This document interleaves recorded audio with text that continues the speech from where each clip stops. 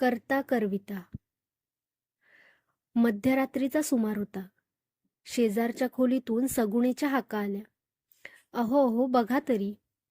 मला चांगली गाढ झोप लागली होती. त्यामुळे आधी पटकन जागच येईना. मग झोपेतच सगुणाच्या घाबऱ्या हाका ऐकू येतायच असं वाटलं. अशा हाकांची मला सवयच होती. सगुणा माझी बायको, पण आम्ही वेगवेगळ्या खोल्यात झोपत असू. डॉक्टर म्हणाले होते की तेच बरं, कारण सगुणेला होता दम्याचा त्रास. वाटेल तेव्हा धाप लागल्यासारखं व्हायचं. तेव्हा नवरा बायकोचे संबंध आम्ही कधीच संपवले होते. मात्र तिचा जीव दम्याने फार घाबरा व्हायला लागला की ती भिवून मला हाका मारायची. मला वाटलं आजही तसंच काहीतरी होतंय. एव्हाना मला पुरती जाग आली होती. सगुणेच्या घाबऱ्या स्वरातल्या हाका स्पष्ट ऐकू येत होते. अहो बघा तरी काय चाललंय ते बाहेर. लोकांचा गोंगाट कानावर येतच होता. मी झटकन उठलो आणि गॅलरीत आलो. बाहेर टिपूर चांदणं पडलं होतं. त्या चांदण्यात जे दृश्य नजरेला पडलं ते भयंकरच होतं. एक 13-14 वर्षाचा कोवळा पोरगा धावत येत होता. चेहरा भयंकर घाबरलेला. अंगात गंजी फ्रॉक आणि अर्धी चड्डी. दोन्ही रक्तानं माखलेली, जशा काही रक्ताच्या पिचकाऱ्या उडाल्यात. त्या पोराच्या मागे लागलेली बरीच माणसं ओरडत हलकल्लोळ करत होती. तो पोरगा त्यांना चुकवण्यासाठी जीवाचा आकांत करत पळत होता. एवढ्यात त्या पोरानं मुसंडी मारली आणि समोरच्याच एका घराच्या मागल्या काळोखात दिसेनासा झाला. एवढ्या सगळ्या माणसांना चुकून. समोर 5-7 घरांची वस्ती होती. पडकी झडकी बैठी घरं.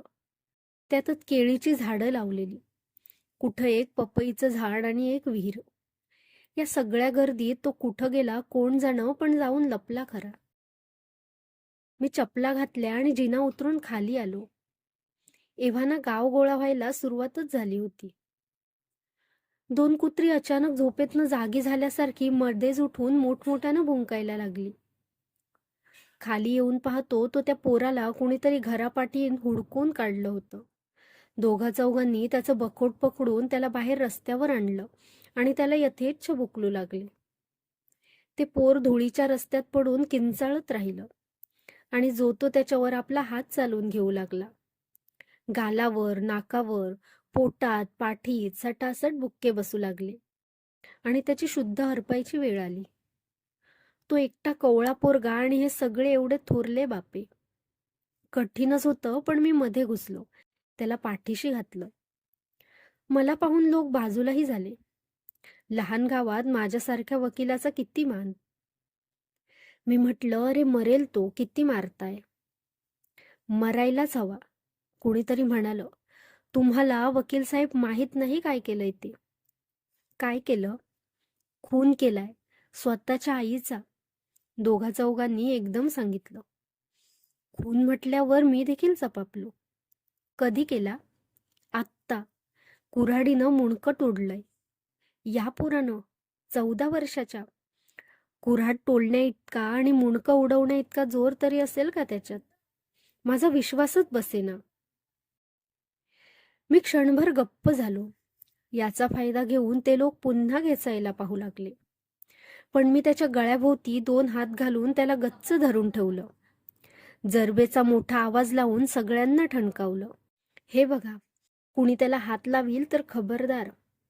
त्यानं काहीही केलेलं असो, आपल्याला कायदा हातात घ्यायचं काम नाही. आपण पोलिसात रीतसर तक्रार द्यायला हवं. सगळे क्षणभर चुपचाप झाले, पण आपापसात कुजबुजू लागले. वकील साहेबांचं बरोबर आहे वगैरे म्हणू लागले. मी त्याचा हात धरून त्याला सरळ पोलीस ठाण्यावर घेऊन जाऊ लागलो. बिचाऱ्याला चालवत नव्हतं, पाय लटपटत होते. माझ्या जवळून माझ्या आधारानं तो चालला होता. मी त्याला धरलं होतं. मी धरलं होतं म्हणण्यापेक्षा त्यानंच मला धरून ठेवलं होतं. आमच्या पाठीमागून लोक शांतपणे चालू लागले. मी फौजदारांना सारं काही समजावून दिलं. तेही समजूतदारपणाने वागले. तो मुलगा इतका थकला होता की त्याला आजूबाजूला काय चाललं हेही समजणं कठीण जात होतं. त्याचे डोळे झोपेने जडावले होते. खाल्लेल्या मारानं बहुधा अंगही दुखत असावं. त्याच्या या परिस्थितीत त्याला आणखी काही विचारून हैराण न करण्याचा शहाणपणा फौजदारांनी दाखवला. शेजारच्या भंडाऱ्याला तशा त्या अपरात्री जाग करून त्यांनी चहा मागवला. त्या मुलाला पाजला. मग त्याला पाठीमागच्या बारक्याशा खोलीत पाठवून दिलं. मुलगा तिथल्या तिथं जमिनीवर पसरला आणि तत्काळ झोपी गेला. काहीतरी विशेष तमाशा बघायला मिळेल अशा अपेक्षेने आमच्याबरोबर पोलीस ठाण्यापर्यंत आलेले लोक निरुत्साही होऊन पांगले. सकाळी येतो असं फौजदारांना सांगून मीही निघालो. बरोबरच्या माणसांना त्या मुलाची माहिती विचारली. मुलाचं नाव होतं वैजनाथ. त्याला वैजू म्हणायचे. वैजूचा खरा बाप पूर्वीच मेला. त्याच्या आईनं एका वैदूशी पाठ लावला होता. हा माणूस कसली तरी पाळमुळं गोळा करून वैदुगिरी करायचा आणि 3 माणसांचा प्रपंच चालवायचा. लोकांमध्ये कुजबूज होती की वैजूच्या बापाची वैदुगिरी नावापुरतीच होती. खरं म्हणजे जारणमारण करण्यातच त्याचा हातखंडा. अर्थात या गोष्टी न बोलायच्या, त्यामुळे कोणी बोटही दाखवू शकत नसे एवढंच. पण लोक असंही म्हणायचे की अलीकडेच कधीतरी त्याची करणी त्याच्यावरच उलटली आणि तो रक्त ओकून मेला. वैजू तसा साधासुधा मुलगा, घुम्या स्वभावाचा, कोणाला उलट उत्तर न देणारा, कधी कोणावर हात न उगारणारा. आईचाही त्याला खूप लळा. अलीकडे बाप गेल्यापासून आईशिवाय दुसरं कोणीच नव्हतं. तेव्हा रात्रंदिवस तो आईसोबत असायचा. शाळेत जायचा, पण अभ्यासात फारसं लक्ष नव्हतं. अभ्यासात गती नसली तरी अंगात वांडपणाही नव्हता. मुलगा अगदी सरळ होता. आणि आज एकाएकी त्याने आपले कोपऱ्यातली लाकडं फोडायची कुऱ्हाड घेतली आणि झोपलेल्या आईवर हाणली. रक्ताच्या चिळकांड्या उडाल्या. झोपेतच तिचा प्राण गेला. मुंडकं गडगडत एका बाजूला जाऊन पडलं. तिची शेवटची किंकाळी ऐकत शेजारच्या खोपटांमधले लोक धावले. पाहतात तर तुटलेलं मुंडकं, अजून तडफडत असलेलं शरीर आणि बाजूला फेकलेली कुऱ्हाड, वाहत वाहत पायाशी आलेला रक्ताचा लोट आणि त्याचं भान सुद्धा नसलेला वैजू. त्याचे रक्तानं भिजलेले कपडे आणि कुठंतरी हवेत टक लावून पाहणारी नजर. मला या एकंदर प्रकारातून काहीही बोध होत नव्हता. कबूल केल्याप्रमाणे मी दुसऱ्या दिवशी पोलीस ठाण्यावर गेलो. फौजदारांना म्हटलं मला त्याला एकट्यालाच भेटू द्या. त्यांनी त्याची खोली उघडून दिली आणि मी आत गेलो. खोली अगदीच छोटी. तिथं बसायलाही काहीच नव्हतं. एका हवालदारानं मला एक स्टूल आणून दिलं. वैजू गुडघे पोटाशी घेऊन जमिनीवर बसून राहिला. त्याचा चेहरा निर्विकार होता, पण डाव्या डोळ्याची बाजू मारामुळं सुजून काळी पडली होती. डावा गालही सुजला होता. मुलगा अति केविलपाना वाटत होता. पण याच मुलानं आईचा निर्दयपणे खून केला हे विसरता येत नव्हतं. बापडा निराधार झाला होता, पण आपल्या आधारावर त्याने आपल्याच हातांनी घाव घातला हेही खरंच. त्याला बोलता करायला मला बराच वेळ लागला. मी लोकांच्या हातून मरता मरता वाचवल्याबद्दल त्याला खूप वाटत होतं. त्यातून मी इकडचं तिकडचं बोलून त्याचा परकेपणाही दूर केला. हळूहळू त्याला माझ्याविषयी विश्वास वाटायला लागला. तसं तो नीट बोलायला लागला. साहेब, सगळे म्हणतात की मी माझ्या आईला मारलं. मग तुला काय वाटतं? मी कसं मारीन साहेब? मला माझी आई कशी नको होईल? तिचा माझ्यावर लई जीव होता. मला कधी सुद्धा लोणी लावल्या बिगर भाकरी दिली नाही तिनं. आणि तो एकदम रडायला लागला. मी त्याला पहिल्यांदाच रडताना पाहत होतो. थोडा वेळ मी त्याला तसंच रडू दिलं. मग मी शांतपणे विचारलं, पण एवढं होतं तर तू कुऱ्हाड कशी चालवलीस? तिला मारून कसं टाकलंस? माझ्या हातांनी कुऱ्हाड चालवली साहेब, पण मी तिला मारलं नाही. म्हणजे? मी कसा मारीन साहेब माझ्या आईला? मग कोणी मारलं? त्यानं. कुऱ्हाड माझ्या हातात होती, पण त्यावेळी माझ्या अंगात तो आला होता. तो कोण? खराच आहे साहेब तो. पण काय करायचं? तो असा तसा जाणार नाही. मला तुरुंगात घातलं तरच जाईल. तोवर मला धरून ठेवील. आहे कोण तो? माझ्या बापानं वश करून घेतलं होतं त्याला. बापाला मूठ मारता यायची ती त्याच्यामुळंच. अधिक करून बाई माणसं हटकून मरायची बघा. पण पुढं काय झालं कोण जाणं. बाप एक दिवशी मला म्हणाला, सांभाळ पोरा, तो तुला धरणार. माझा त्याचा वायदा संपला. तू माझा सख्खा लेक नाहीस, पण माझ्या लेकासारखा. तेव्हा माझ्यानंतर तो तुझ्याकडे येणार. बाप काय बोलतो ते ध्यानात आलं नाही. पण 2 दिवसातच बाप रगात पाहिजे, रगात पाहिजे असं ओरडत मेला. त्यानंतर काही नाही. अन काल रात्री एकदम हे असं झालं. कोपऱ्यातली कुऱ्हाड बघितली आणि माझे हात लागले शिवशिवायला. मला वाटलं तो आला आणि मला म्हणायला लागला, हाण, हाण समोरच्या बाईवर. समोर कोण आहे ते मला समजत नव्हतं. तो हाण म्हणतोय, हाणायलाच पाहिजे एवढंच कळालं.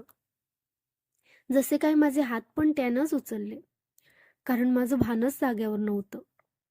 किंकाळी ऐकली आणि शुद्ध आली. बघतो तर आई. त्यानं तोंड झाकून घेतलं आणि रडत सुटला. तो बोलला त्यात काही अर्थ नव्हता. निदान माझ्यासारखा शहाणा माणूस तरी जन्मात विश्वास ठेवणार नाही. बाप मेल्याचा आणि यानं केलेल्या खुनाचा काय संबंध?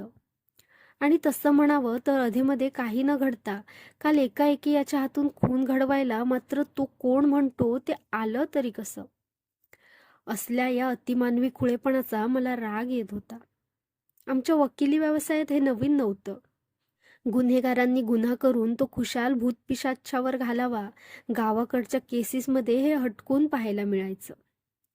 सत्य एवढंच होतं की कुठल्या का कारणानं होईना, पण त्या कोवळ्या पोराच्या डोक्यात विकृती तयार झाली. एका विशिष्ट क्षणी मनाचा तोल जाऊन एरवीचा भाबडा मुलगा खुनासारखं भयंकर काम करायला तयार झाला.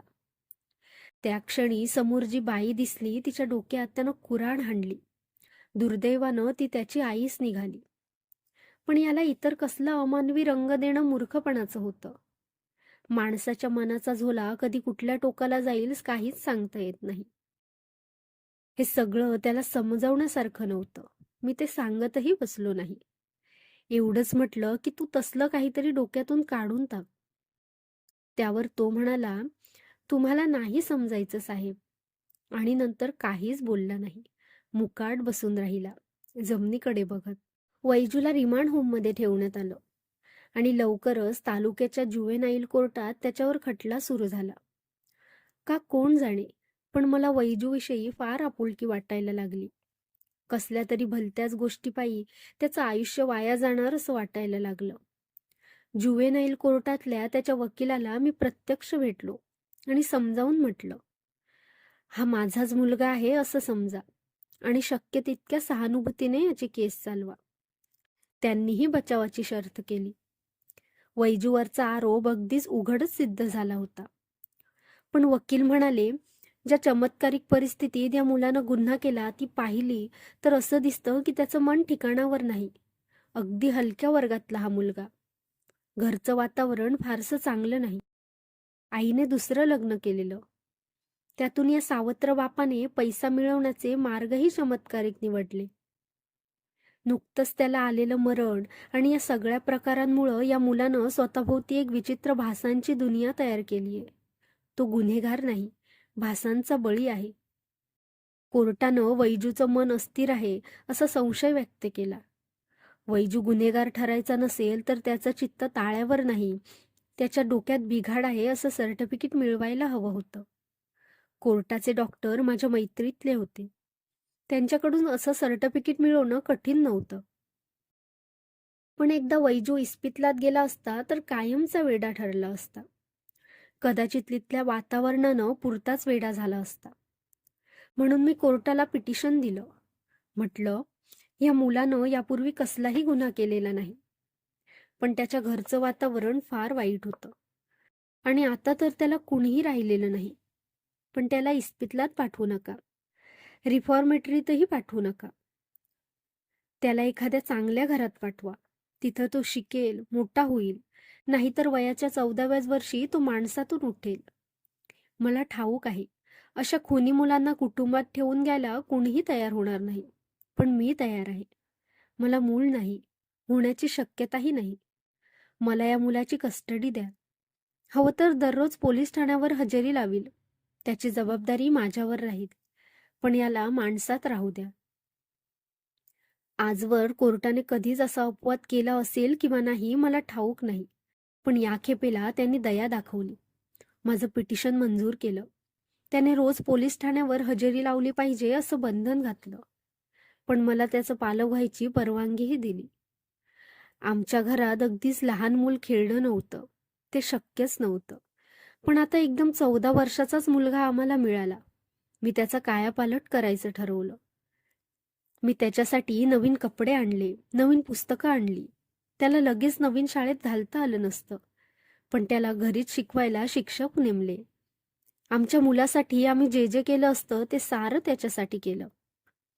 तो देखील आम्हाला आई-वडील मानायला लागला. आमचं लहानसं काम जरी असलं तरी तो धावत येऊन करायचा. मी त्याला माणसात आणलं याची जाणीव त्याच्या वागण्यात दिसायला लागली. माझ्या आशेलाही अंकुर फुटायला लागला. मध्यरात्रीचा सुमार होता. मला अचानक जाग आली. एका दीर्घ किंकाळीनं. डोळे उघडले तर बाहेर पौर्णिमेचा चंद्र दिसला. मी आवाजाचा अंदाज घेतला. शेजारच्या खोलीत सगुणा झोपली होती. मग किंकाळी कोणी फोडली? एकदम माझ्या डोक्यात एक भयंकर विचार आला. मी धावतच शेजारच्या खोलीत गेलो. सगुणा गतप्राण होऊन पडली होती. तिच्या छातीत बरोबर उभी खुपसलेली सुरी, पोटावरून रक्ताचे ओघळ वाहत असलेले, आणि जवळच वैजू उभा.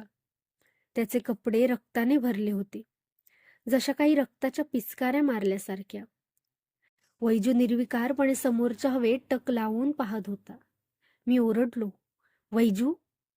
वैजू भानावर येईना. मी गदागदा हलवीत ओरडत राहिलो, वैजू. तो अचानक भानावर आला. पण समोरचा प्रकार त्याच्या लक्षात यायला थोडा वेळ लागला. लक्षात येता क्षणी त्याने एकदम हंबरडा फोडला. त्या मला आईसारख्या होत्या, अगदी आईसारख्या. आता वैजूला वाचवायला काहीही मार्ग नव्हता. त्याला पाठीशी घालणं शक्य नव्हतं. 2 खून केल्यानंतर योगायोगाच्या गोष्टी सांगणं बरोबर नव्हतं. एखाद्या क्षणी माथं भडकलं असं आता म्हणता येणार आलं नसतं. घरच्या वातावरणाची सबब शिल्लक नव्हती. वैजूची बाजू घेणार तरी कोण? उलट मीच मूर्ख ठरलो, खुनी मुलाला घरात ठेवून घेतल्याबद्दल. माझा प्रयोग माझ्यावरच उलटला. वैजूचं लहान वय होतं, नाहीतर तो तत्काळ फासावर चढला असता. खटला थोडक्यात आटोपला. वैजूला रिफॉर्मेटरीत पाठवण्यात आलं. जाताना वैजू खूप रडला. मला म्हणाला, तुम्ही माझ्या बापासारखे भेटला. पण नशिबातच नव्हतं. मी काहीही बोललो नाही. बोलण्यासारखं काय होतं? तो तो त्यानं घात केला माझा. त्या दिवशी मी स्वयंपाकघरात काम करत होतो, तेव्हा एकदम आला झणकन, आणि पाहतो तर माझ्या हातात सुरी. मला म्हणतो, खूपच, सुरी खूपच. पलीकडच्या खोलीत बाई माणूस आहे, तिचं रक्त पाहिजे मला. खरं सांगतो साहेब, त्याच्या पायी म्हणून माझ्या हातनं घडलं, नाहीतर मी कशाला मारीन आईसाहेबांना. त्या माझ्या आईसारख्या होत्या. आईसारखा जीव लावला त्यांनी मला. तो ओक्साबोक्शी रडू लागला. मी गप्पच राहिलो. त्याचं सांत्वन करण्यात काही अर्थच नव्हता, कारण मुळात त्याचं म्हणणं मला अजूनही पटत नव्हतं. त्याच्या त्या अतिमानवी गोष्टीत काही खरं नव्हतं. खरं एवढंच की वैजू खुनी होता, खुनी प्रवृत्तीचा. बायकांचे खून करण्याची विकृती होती त्याच्यात. मग तो वरकरणी कितीही साधा वाटो, पण तो खुनी होता. गोष्ट भयंकर होती, दुर्दैवाची होती, पण खरी होती. लहान वयातच त्याच्या रक्तात बायकांचे खून करण्याची प्रवृत्ती जन्माला आली. साहेब, तो हुंदके देत सांगत होता, मला आता बंद करून ठेवतील, बंद होईल मग सगळं. मग तो यायचा नाही माझ्याजवळ. मला इकडे हत्यार तरी कोण देणार? नाही, आता तो यायचाच नाही. माझा त्याचा वायदा संपला साहेब, पण याआधी असं व्हायला नको होतं. हे असंच व्हायला हवं होतं. मी पुष्पाला सांगत होतो, मला हे असंच व्हायला हवं होतं. त्या पोराची प्रवृत्ती माझ्या पहिल्यांदाच लक्षात आली होती. त्याला घरी आणलं तर आपली सगुणापासून सुटका होईल हे उघड दिसत होतं. पुष्पा काहीच बोलली नाही, समाधानानं हसली. तिला काय, कुठून तरी आमच्या लग्नाचा अडकलेला रस्ता मोकळा झाल्याशी कर्तव्य. तिच्या हसण्याकडे मीही वेडावून पाहत राहिलो. आणि त्या क्षणी माझं लक्ष गेलं पलीकडच्या कोपऱ्यातल्या वजनदार हॉकी स्टिककडे. नकळत माझे हात शिवशिवायला लागले. कानात शब्द घुमायला लागले, हाण, बाई माणूस आहे, हाण तिला.